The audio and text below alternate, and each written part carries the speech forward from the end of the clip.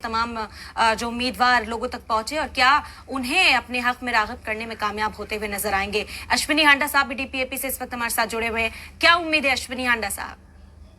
और साथ ही साथ इस वक्त हमारे साथ गौरव कपूर साहब स्पोक्स पर्सन नेशनल कॉन्फ्रेंस से भी जुड़ गए। आपका भी खैर मकदम है, आपका भी रुख करेंगे। जवाब ले लेते हैं अश्विनी साहब से पहले।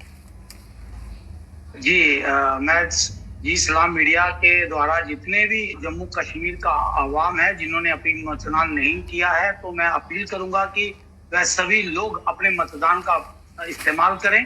खासकर शहर के इलाकों में जिस तरह से देखा गया कि श्रीनगर के अंदर जो सिटी का एरिया है उसमें मतदान बहुत कम हुआ है, तो ये थोड़ा सा चिंता का विषय है। जिस तरीके से सरकार ये दावे कर रही थी कि ब्लॉकबस्टर जो है वो मतदान हुआ है, तो ऐसा ट्रेंड में नहीं दिखा गया है। ये पुराने ही ट्रेंड जो है वो 2014 के वही दिखाई दे रहे हैं।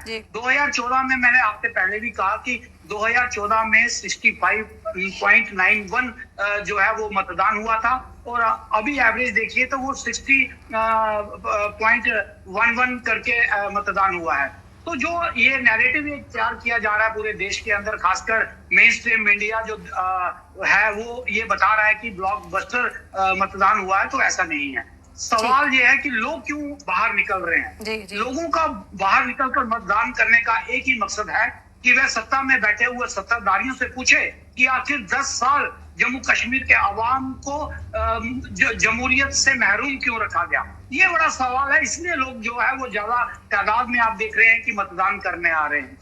जो जिस तरीके से सत्ता दिल्ली की जम्मू कश्मीर के साथ व्यवहार कर रही थी, उसके खिलाफ जो है ये मतदान हो रहा है। रही बात, आपने कहा कि डिप्लोमेट्स जो है वो फॉरेन कंट्री के आते हैं, तो देखिए पिछले 10 वर्षों में हमने देखा है जब से दिल्ली में भारतीय जनता पार्टी की सरकार है, तो उसमें देखा गया है कि वह अपनी सुविधा अनुसार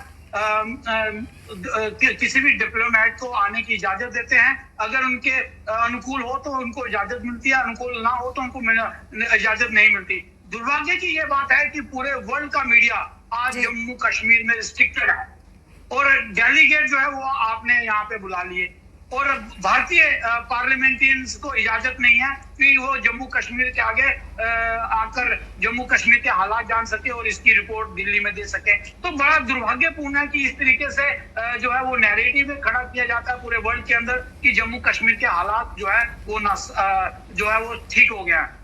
बल्कि आज आप जिस तरह से देख रहे हैं, मैंने आपसे पहले भी कहा है कि ये सत्ता के विरोध में मतदान हो रहा है, और वो सारे सवाल हैं जो जनता के हैं वो। अश्विनी हांडा साहब, लेकिन फिर तो